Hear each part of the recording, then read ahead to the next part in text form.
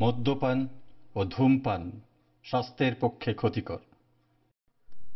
আমাদের আজকের গল্পটি প্রাপ্তবয়স্কদের জন্য।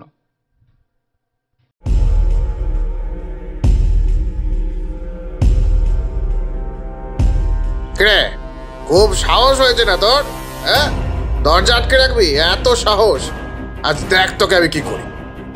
বলে যেই মাত্র বেল্টটা উঁচিয়ে নিয়ে কাকা প্রান্তিককে মারতে যাবে, ঠিক সেই সময়ই প্রান্তিক ভয়ে চোখ বন্ধ করে নিল এবং অপেক্ষা করতে লাগলো ভবিতব্যের জন্য।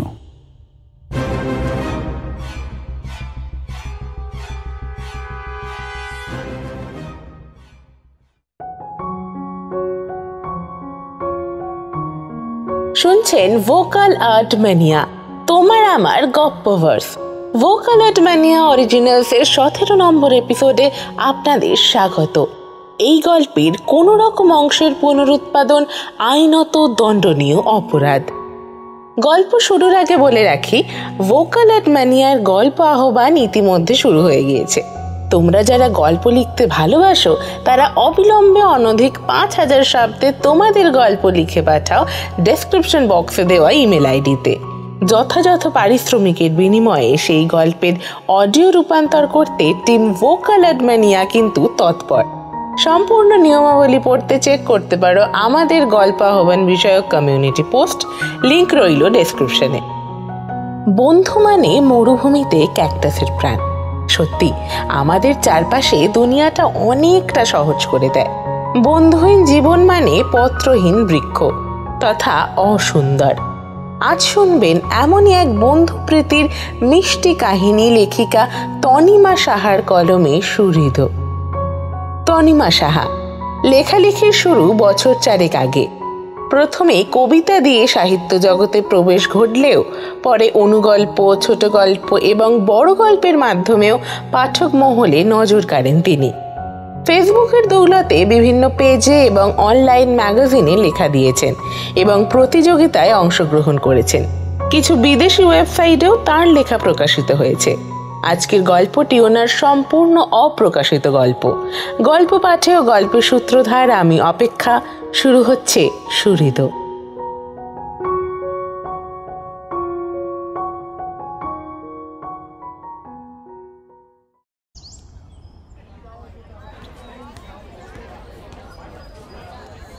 আজ সেন্ট মরিস হাই স্কুলের বার্ষিক পরীক্ষার ফল প্রকাশ হবে। এখন ছুটির সময়, তাই ছাত্রছাত্রীদের অভিভাবকরা সব স্কুলের গেটের বাইরে ভিড় করে আছে। সবার মধ্যেই একটা চাপা উত্তেজনা রেজাল্ট নিয়ে। বিশেষ করে অষ্টম শ্রেণীর শিক্ষার্থীদের অভিভাবকদের মধ্যে উত্তেজনার পারদটা একটু বেশি, কারণ এই স্কুলের নিয়ম অনুযায়ী অষ্টম শ্রেণীতে যারা সেরা 10-এর তালিকার মধ্যে থাকবে তাদেরকে স্কুলের তরফ থেকে মেধাবৃত্তি দেওয়া হবে এবং সেই সেরা 10কে একটু বিশেষভাবে প্রশিক্ষণ দেওয়া হবে।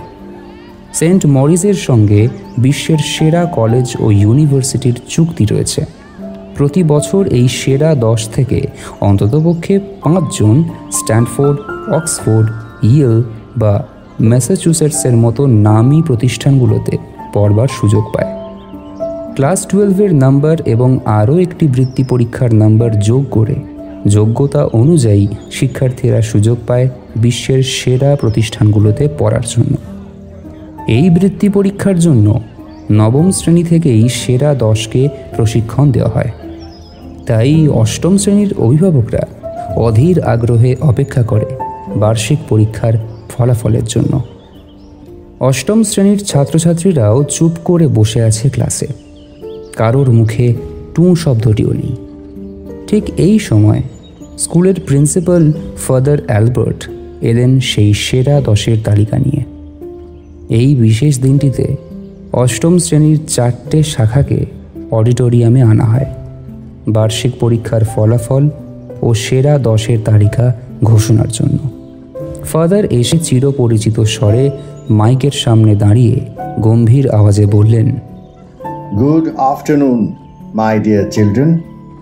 সঙ্গে সঙ্গে চারদিক থেকে রোল উঠল, গুড আফটারনুন ফাদার। ফাদার বললেন, আমি জানি আমি জানি তোমরা একটু টেনশনে আছো, তাই তো? তাই আমি সবার আগে রেজাল্ট অ্যানাউন্স করছি, তারপর একটা গল্প শোনাবো, কেমন? সবাই আবার সমস্বরে বলে উঠল, ওকে ফাদার। ফাদার বললেন, পরীক্ষায় সবাই ভালো রেজাল্ট করেছো, not a single fail this ইয়ার। সঙ্গে সঙ্গে অডিটোরিয়ামে হাততালির বন্যা বয়ে গেল। ফাদার হাত তুলে সবাইকে থামতে নির্দেশ দিলেন। তারপর আবার বলতে শুরু করলেন, বার্ষিক পরীক্ষায় প্রথম 3 জনের নাম হলো অ্যান্ড্রিউজ গোমেজ, অচিন ফার্নান্ডেজ আর প্রান্তিক বোস। তোমরা তো জানোই যে সারা বছরের ক্যারিকুলাম অ্যাক্টিভিটিসের উপর ভিত্তি করে সেরা 10 নির্বাচিত হয়। তাই সেই অনুযায়ী সেরা 10-এর তালিকায় প্রথম হয়েছে অচিন ফার্নান্ডেজ, প্রান্তিক বোস। ব্যাস, আর কিছু কানে ঢোকেনি প্রান্তিকের। এবারও অচিন তাকে টেক্কা দিয়ে বেরিয়ে গেল। এবার তো একটাই নয়, দুটোতেই তাকে পেছনে ফেলে দিয়েছে। এবার যে তার কপালে কি আছে।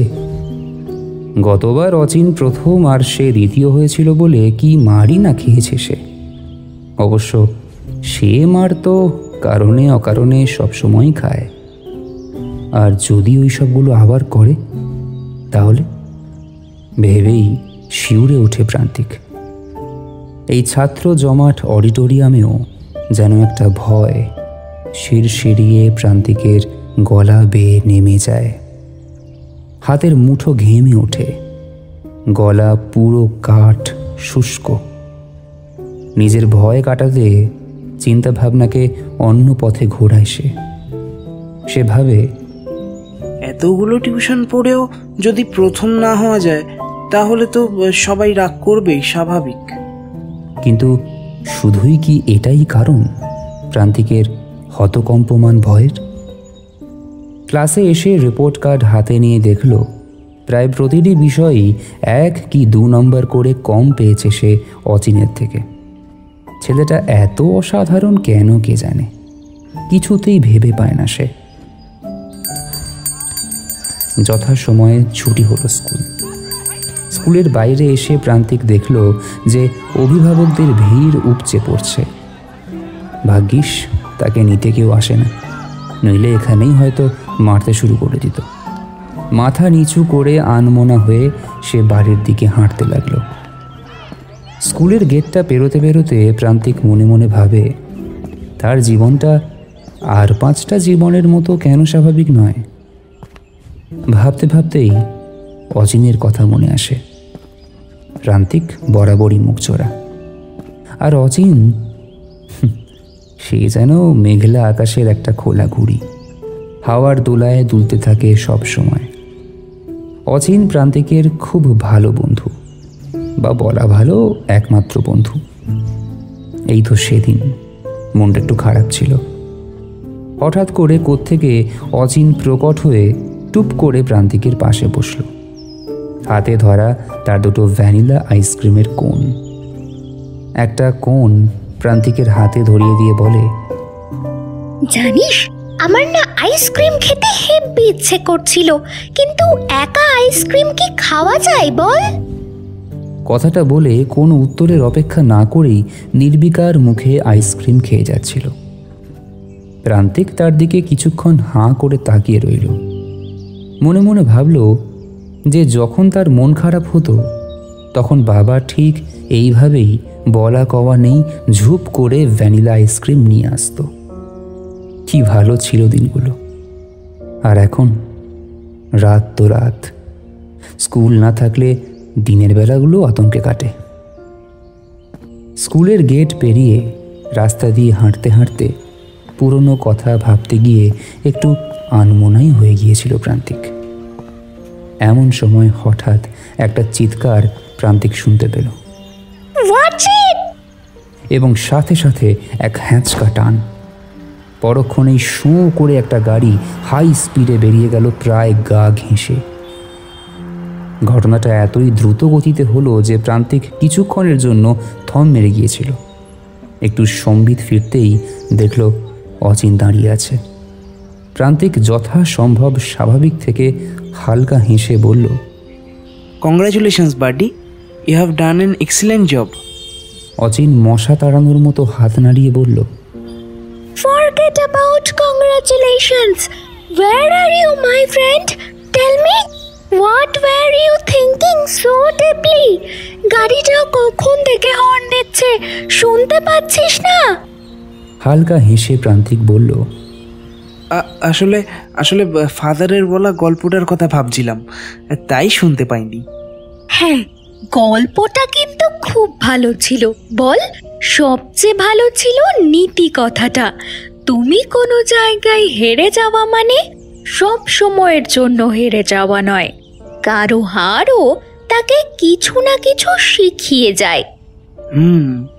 ঠিক বলেছিস। চল, আবার ছুটির পর দেখা হচ্ছে। এবার তো পুরো 1 মাসের গরমের ছুটি। টাটা, সাবধানে যাস। অচিনের বাবা বড় ব্যবসায়ী, আর প্রান্তিকের বাবার একটা হোটেল আছে। না, আছে নয়, ছিল। কারণ এখন ওটা তার কাকা দেখাশোনা করে। এই কাকাকে এখন তার এক ফোঁটাও পছন্দ নয়। যখন প্রান্তিকের মা জীবিত ছিল আর বাবাও সুস্থ ছিল, তখন এই কাকা কত অন্যরকম ছিল, কত আদর করত, অনেক গল্পও করত। কিন্তু 2 বছর আগের সেই ঘটে যাওয়া দুর্ঘটনাটা ছিনিয়ে নিল তার মাকে। ওদিকে বাবাও আজীবনের জন্য প্যারালাইসিস হয়ে গেল। এখন শুধু হুইল চেয়ারেই তার গোটা দিনটা কাটে। না কোনো কথা বুঝতে পারে, না কিছু বলতে পারে। খাইয়ে দিলে খায়, কিছু বললে শুধু ফ্যাল ফ্যাল করে তাকিয়ে থাকে। প্রান্তিক তার বাবার সবটা দেখাশোনা করে। অ্যাক্সিডেন্টের পর হোটেলের ব্যবসাটা চলে এলো কাকার হাতে। সেদিন থেকে কাকার মধ্যে অদ্ভুত একটা পরিবর্তন আসতে শুরু করলো। কাকা এখন প্রান্তিককে আর আদর করে না। দিন দিন কাকা কেমন একটা হিংস্র হয়ে যেতে থাকেন। এটা কোন রূপ কাকার? তবে কি কাকা আগে মুখোশ পরে থাকতেন? তার সাথে গল্প করা তো দূর, এখন তো কারণে অকারণে তাকে মারধরও করে। প্রশ্নগুলো সব সময় মাথায় ঘুরপাক খায় তার। গতবার শুধু 1 নম্বর অচিনের থেকে কম পেয়েছিল সে, তাতেই কাকা কি মার মেরেছিল। শুধু কি তাই, ডিনার টেবিলে বসে সে খাবার খেতে খেতে পা দোলাচ্ছিল বলে বেল্ট দিয়ে পায়ে মেরেছিল কাকা। 2 দিন পর্যন্ত হাঁটতে পারেনি প্রান্তিক, স্কুলেও যেতে পারেনি। সে সময় অচিনই বাড়ি এসে স্কুলের যাবতীয় কাজগুলো করে দিয়েছিল। ইদানিং একটা নতুন স্বভাব কাকার হয়েছে। একদিন ওপরে নিজের ঘরে কিছু কাজ করছিল, ঠিক সেই সময় নিচে একটা জোরে শব্দ হলো, যেন খুব জোরে কেউ ঘরের দরজা বন্ধ করছে। ছুটে ঘর থেকে বাইরে এসে সিঁড়ির মুখটা এসে দাঁড়ালো প্রান্তিক। এখান থেকে নিচের জায়গাটা স্পষ্ট দেখা যায়, কিন্তু কোথায় কি? তবে কাকার ঘর থেকে একটা চাপা গোঙানির আওয়াজ পাচ্ছিল। একটুক্ষণ দাঁড়িয়ে যখন ফিরে আসার জন্য প্রান্তিক পা বাড়িয়েছে, ঠিক তখনই তার নজরে আসে যে বাড়ি দেখাশোনার দায়িত্বে থাকা কাজলিদি কাকার ঘর থেকে আলু থালু কাপড়ে ফোঁপাতে ফোঁপাতে বেরিয়ে আসছে। প্রান্তিকের বুকটা অজানা ভয়ে শিউরে ওঠে। একটা চাপা অস্বস্তিতে ঘেমে ওঠে সে। কারণ এখন তো শুধু যে মারধর করে তাই নয়, রাতে প্রান্তিকের ঘরে এসে প্রান্তিককে জড়িয়ে ধরে ঘুমায়। প্রান্তিকের ভীষণ অস্বস্তি করে। রাতগুলো এখন আতঙ্কে কাটে এই ভেবে যে এই বুঝি কাকা ঘরে এলো। একবার ভেতর থেকে ঘরের দরজা বন্ধ করে রেখেছিল প্রান্তিক, কিন্তু ফলটা তার মোটেই ভালো হয়নি। সেই রাতের কথা ভাবলে আজও কেঁপে ওঠে প্রান্তিক। কোমর আর নিম্নাঙ্গে 3 দিন ধরে ব্যথা ছিল। ডাক্তার দেখাতে হয়েছিল। মাঝে মাঝে এই বাড়ির দেওয়ালের ঘেরাটোপ ভেঙে বাড়ি যেতে ইচ্ছা করে প্রান্তিকের। স্কুল থেকে বাড়ি এসে প্রান্তিক সবার আগে বাবার ঘরে গেল। বাবাকে প্রণাম করে রেজাল্টটা পড়ল। কিন্তু প্রতিবারের মতোই এবারও বাবা শুধুই ফ্যাল ফ্যাল করে তাকিয়েই থাকল। স্নান সেরে খেতে বসে দেখল কাজলিদি মাছ ভাত বানিয়েছে। কাজলিদি প্রান্তিককে খুব স্নেহ করেন। খাওয়া সেরে নিজের ঘরে এসে বিছানায় শুয়ে শুয়ে ভাবতে লাগলো অচিনের কথা। কি আজব ছেলে, কি করে যেন সে সব সময়ই প্রান্তিকের মনের কথা বুঝতে পেরে যায়। এই তো আজই কি মনমরা হয়ে হাঁটছিল সে। গাড়ির হর্নটা শুনতে পেয়েছিল ঠিকই, কিন্তু ইচ্ছে করেই সরে যায়নি রাস্তা থেকে। মরে যেতে ইচ্ছে করছিল আজ প্রান্তিকের, কিন্তু কি করে জানি অচিন তার মনের ভাবটা বুঝতে পেরে চলে এলো তাকে বাঁচাতে। অচিনের থেকে শেখার আছে অনেক কিছু। এই সবই যখন ভাবছিল প্রান্তিক, ঠিক সে সময় বাড়ির ল্যান্ডফোনটা বেজে উঠল। কাজলিদি কিছুক্ষণ পর এসে বলে গেল যে কাকাকে কোন একটা জরুরি কাজে 1 সপ্তাহের জন্য মুগুরহাটে যেতে হবে। কাকা হোটেল থেকে বাড়ি না এসে তাই একেবারেই বেরিয়ে পড়বে মুগুরহাটের জন্য। ড্রাইভার আসবে ব্যাগ নিতে। কাজলিদি তাই চলে গেল কাকার ব্যাগ রেডি করতে।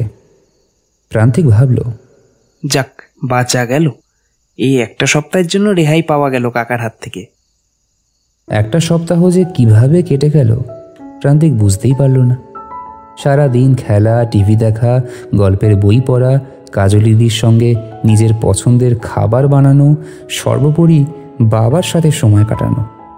কাকা বাড়িতে থাকলে তো বাবার কাছে ঘেঁষতেই দেয় না, অথচ ডাক্তার কাকু বলেছিলেন যে যতটা সম্ভব বাবার সাথে কথা বলতে, সময় কাটাতে, তাহলে হয়তো একটু একটু করে সেরে উঠতে পারেন বাবা। কিন্তু কাকা যেন বাবাকে সুস্থ হতেই দিতে চায় না। নিজের আনন্দে মত্ত থাকার দরুন প্রান্তিক ভুলেই গিয়েছিল যে কখন 1 সপ্তাহের সময়টা পেরিয়ে গেছে। একদিন রাতে হঠাৎ দরজার কলিং বেলের আওয়াজে নিজের ঘর থেকে উঁকি দিতেই বুকের রক্ত হিম হয়ে গেল প্রান্তিকের। কাকা যে ফিরে এসেছেন। এ কি, কাকা সোজা হয়ে হাঁটতে পারছেন না কেন? কেমন যেন টলে টলে হাঁটছে। তাহলে কি কাকা নেশা করে এসেছে? টিভিতে দেখেছে সে নেশা করলে এমনই দুলে দুলে হাঁটে লোকেরা। তার মানে কাকা আজকে নেশা করে এসেছেন। প্রান্তিক দেখল যে কাজলিদি কাকাকে ধরে ধরে কাকার ঘরে নিয়ে যাচ্ছে। পরবর্তী ঘটনার কথা ভেবে আতঙ্কে প্রান্তিকের হাত পা কাঁপতে লাগলো। সে নিজের ঘরের দরজায় ছিটকিনি আটকে বিছানার উপর উঠে চুপ করে বসে রইল। কিছুক্ষণ পরেই দরজা ধাক্কানোর আওয়াজ হতে লাগলো। দরজায় ধাক্কা দিতে দিতে বাজ খাই গলায় কাকা বলতে লাগলেন, এই খোল দরজা, দরজা খোল বলছি। ভালোই ভালোই দরজা খুলে দে, নইলে কিন্তু খুব খারাপ হবে। খোল দরজা, খোল। প্রান্তিক কাঠ হয়ে বিছানায় জড়সড় হয়ে বসে রইল।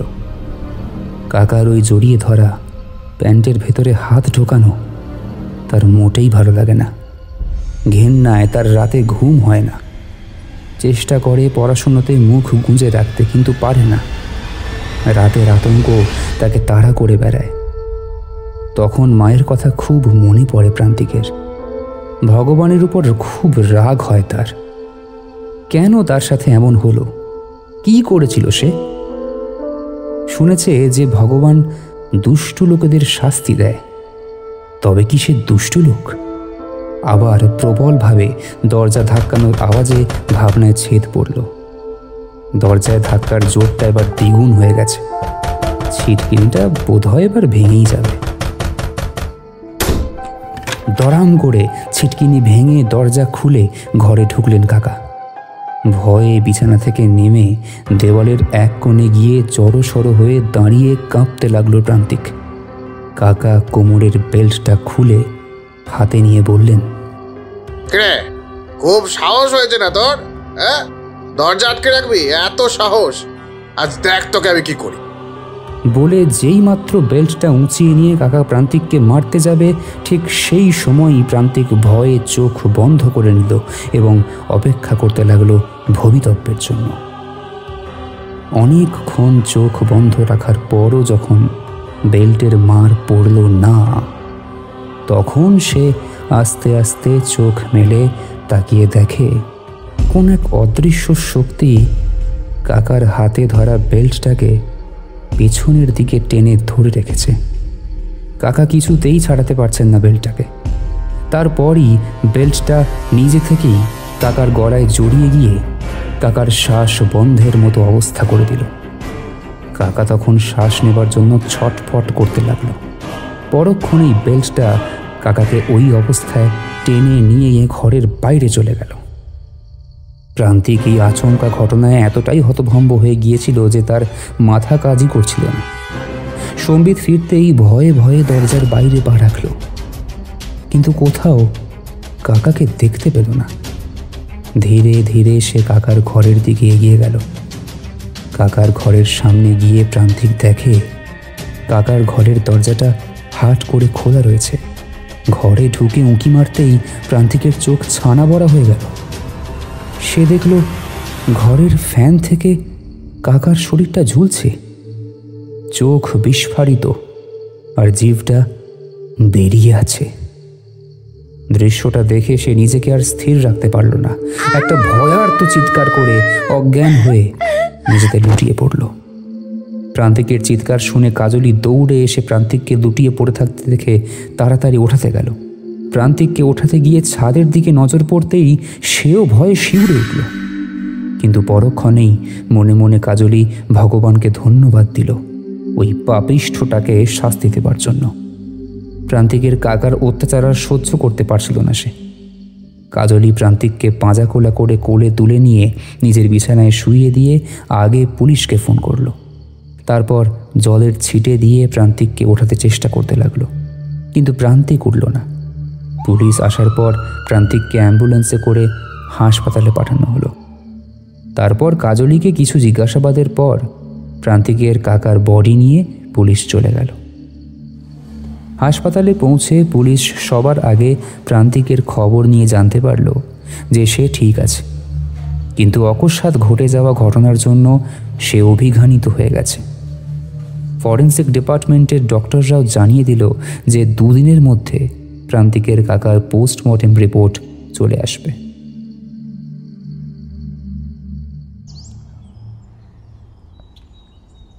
পরদিন সকালে পুলিশ অফিসার অসিত মল্লিক প্রান্তিকের সঙ্গে দেখা করতে হাসপাতালে গেল। নিজের পরিচয় দিয়ে সে প্রান্তিকের সঙ্গে কথাবার্তা শুরু করল। গুড মর্নিং প্রান্তিক, এখন কেমন আছো? ভেরি গুড মর্নিং অফিসার, এখন অনেক বেটার ফিল করছি। গুড গুড প্রান্তিক, এখন একটু কাজের কথায় আসি। প্রান্তিক, তুমি তো জানো যে তোমার কাকা আত্মহত্যা করেছে। যদিও পোস্টমর্টমের রিপোর্টটা আসলে মৃত্যুর সঠিক কারণটা বলা যাবে, কিন্তু আমি জানতে চাইছি যে তুমি কি কিছু বলতে পারবে এই ব্যাপারে? না অফিসার, তবে তবে আমার কিছু কথা বলার আছে ইন্সপেক্টর মল্লিক। যে জানি না এই কথাগুলো কাকার মৃত্যুর সাথে জড়িত কিনা। হ্যাঁ হ্যাঁ বলো প্রান্তিক, আমি শুনছি। প্রান্তিক তখন কাল রাতে ওর ঘরে ঘটে যাওয়া ঘটনাটি না বলে তার মা বাবার অ্যাক্সিডেন্টের থেকে শুরু করে কাকার ওকে মারধর করা পর্যন্ত সবটুকু বলল। আর ইউ শিওর প্রান্তিক, তোমার আর কিছুই বলার নেই? প্রান্তিক তখন মাথা নামিয়ে না বলল। অফিসার চলে গেলে সে চোখ বন্ধ করে গতকাল রাতের ঘটনাটা একবার মনে করার চেষ্টা করল। বেলটা কে পেছনে টেনে ধরেছিল? একটা আবছায়া দেখতে পেয়েছিল মনে হচ্ছিল। ওরই বয়সী একটি ছেলে ছায়া ছিল যেন সেখানে। চোখ খুলে সে আবারও গভীরভাবে চিন্তা করল, কে ছিল কাল রাতে ওর ঘরে? কপালের উপর হাত রেখে চোখ বন্ধ করে শুয়ে রইল প্রান্তিক। এমন সময় একটা চেনা স্বর ভেসে এলো। কিরে, কেমন আছিস? চোখ খুলে তাকাতেই এক ঝলক আনন্দ ছলকে পড়ল প্রান্তিকের মুখে। উঠে বসে বলল, আরে অচিন, তুই কেমন করে জানলি আমি এখানে আছি? আয় আয় ভেতরে আয়। সে আমি জেনে নিয়েছি, খবরে দেখাচ্ছিল তো। কেমন আছিস বল? পুলিশ কি বলল? কিছু কি খুঁজে পেল পুলিশ যে কেন তোর কাকা ওই রকম একটা স্টেপ নিল? ওরে ওরে, দাঁড়া দাঁড়া দাঁড়া, একটু আসতে ভাই। তুই তো পুরো রেলগাড়ি চালিয়েছিস। প্রথম প্রশ্নের উত্তর হলো ভালো আছি, দ্বিতীয় প্রশ্নের উত্তর হলো পুলিশ খোঁজ করছে, আর তৃতীয় প্রশ্নের উত্তর হলো জানি না। কবে ছুটি হবে? কেউ নিতে আসবে? আজই ছুটি হয়ে যাবে। এই হাসপাতালে এক ডাক্তার আমাদের ফ্যামিলি ফিজিশিয়ান, উনিই রিলিজ অর্ডারটা দিয়ে দেবেন, তারপর বাড়ি। কিন্তু কিন্তু তোর হাতে ওইটা কি রে? এই নে, এটা তোর জন্য। কিছু রেফারেন্স বই নিয়ে এসেছি। এগুলো যদি ভালো করে প্র্যাকটিস করিস তাহলে দেখবি তোকে প্রথম হওয়া থেকে কেউ আটকাতে পারবে না। প্রান্তিক মুখটা নামিয়ে বলল, জানিস জানিস আমি সবসময় তোর মতোই রেজাল্ট করতে চাইতাম, চেষ্টাও করতাম, কিন্তু কিন্তু কিছু না কিছু ভুল হয়েই যেত। প্রান্তিক অচিনের হাতটা ধরে বলল, তুই কি করে এত বুঝতে পারিস রে? তারপর সঙ্গে সঙ্গেই হাতটা ছেড়ে বলল, এ কি রে, তোর হাত এত ঠান্ডা কেন? অচিন হালকা হেসে বলল, কিছু না, আমার বডি টেম্পারেচারটা একটু ঠান্ডাই থাকে, ওসব নিয়ে ভাবিস না। আচ্ছা, আমি এখন চলি, তুই রেস্ট কর, পরে তোর বাড়ি গিয়ে জমিয়ে আড্ডা দেব, কেমন? প্রান্তিকও মাথা নাড়িয়ে সম্মতি জানালো।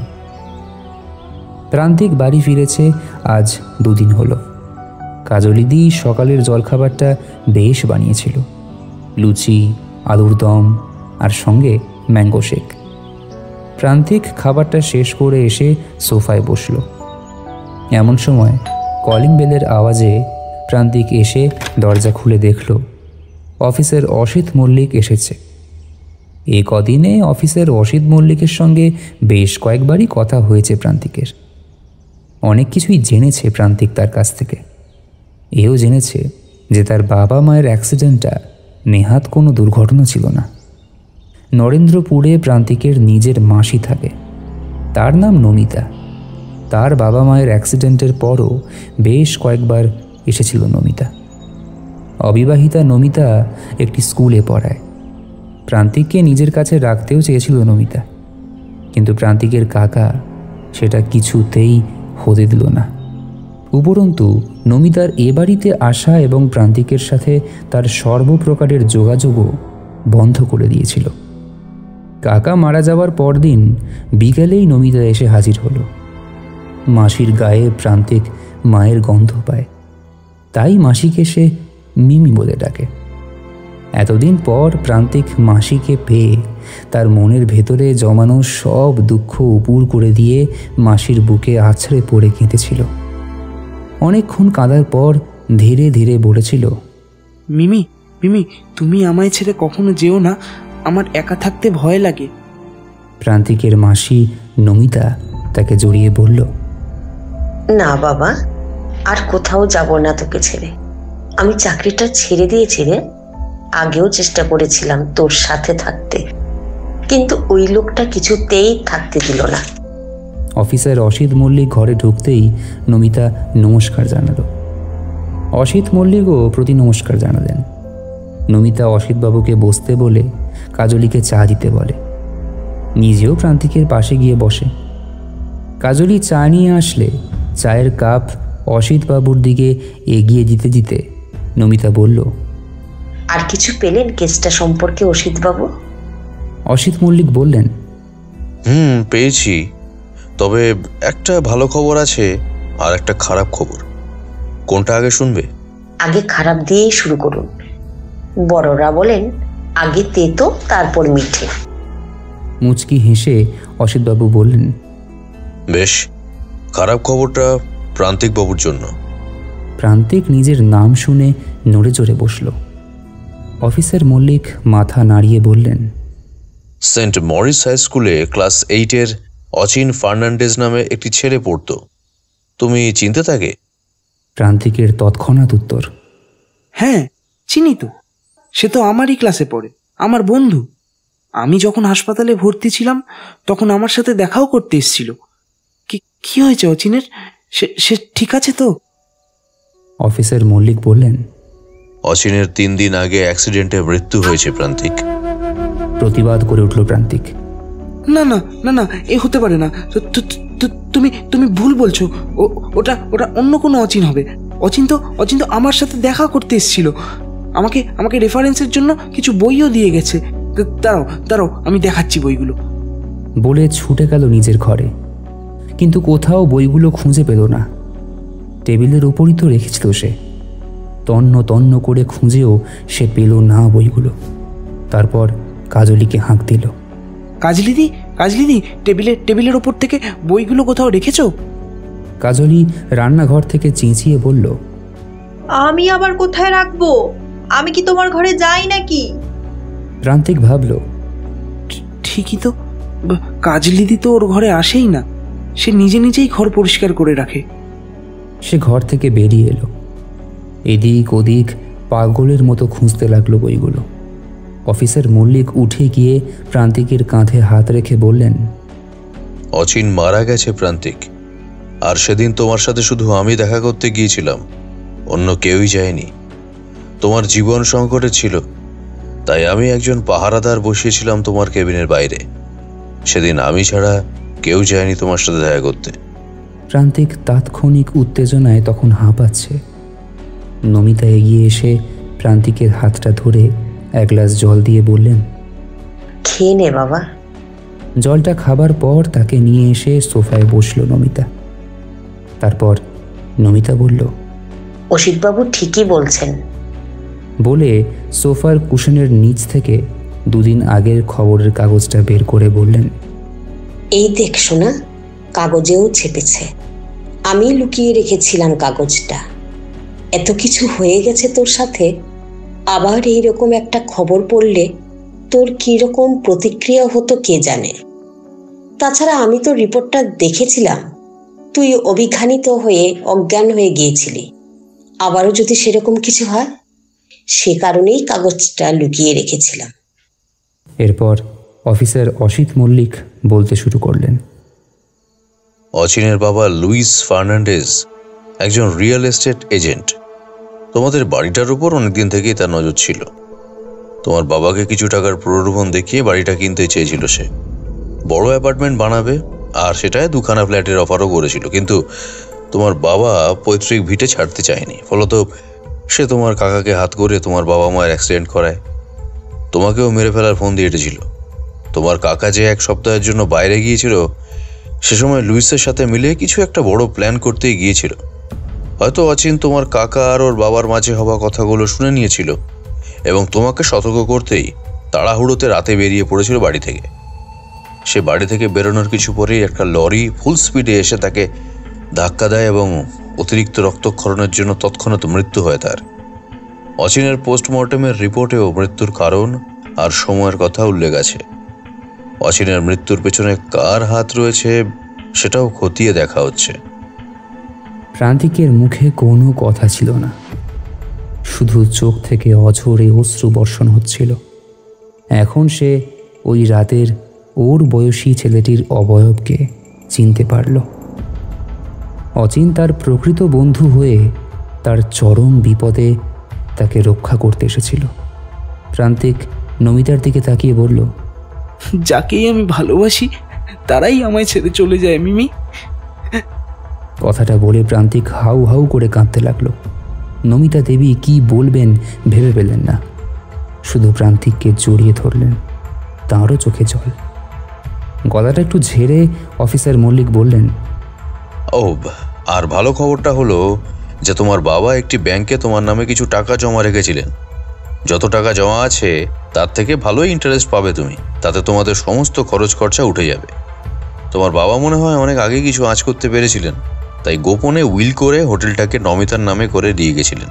এটার খবর সম্ভবত তোমার কাকা জানতো না। আজই উকিলবাবু এসে তোমাদের কাগজপত্র সব দিয়ে যাবেন। নমিতা বা প্রান্তিক কেউই কোনো উত্তর দেবার অবস্থায় ছিল না তখন। এরপর প্রায় 1 বছর কেটে গেছে। প্রান্তিকের বাবা এখন অনেকটাই সুস্থ।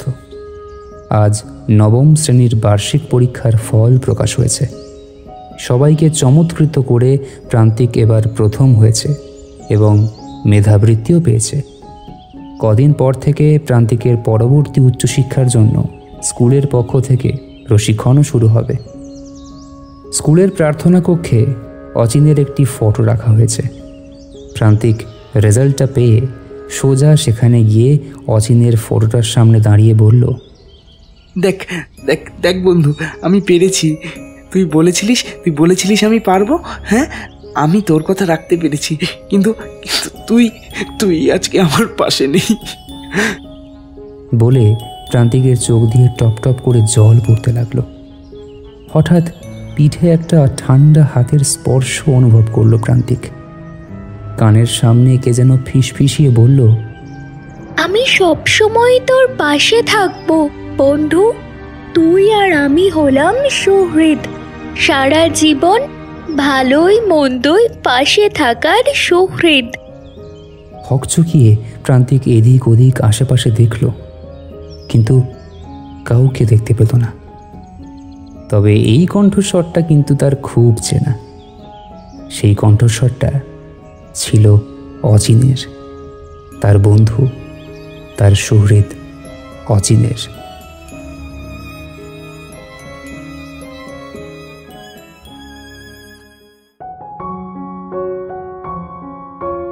এতক্ষণ শুনছিলেন সুহৃদ, রচনা তনিমা সাহা, গল্পের নাট্যরূপ আমি অপেক্ষা, গল্প পাঠে দেবাদ্রি, ফাদারের চরিত্রে সুদীপ দে, প্রান্তিকের ভূমিকায় দেবজিৎ, অচিনের চরিত্রে মৌসুমী, কাকা শুভম, অসিত মল্লিক পার্থ, নমিতা সুকন্যা, কাজলের চরিত্রে দিশারি, সমবেত কণ্ঠে পূজা, দেবজিৎ, দেবদূত ও সৃজিতা, পর্ব পরিচালনায় ও শব্দগ্রহণে দেবাদ্রি ও লিলি, ধ্বনি পরিকল্পনা ও আবহে দেবদত্ত ও রণজয়, পোস্টার ডিজাইনে নীল।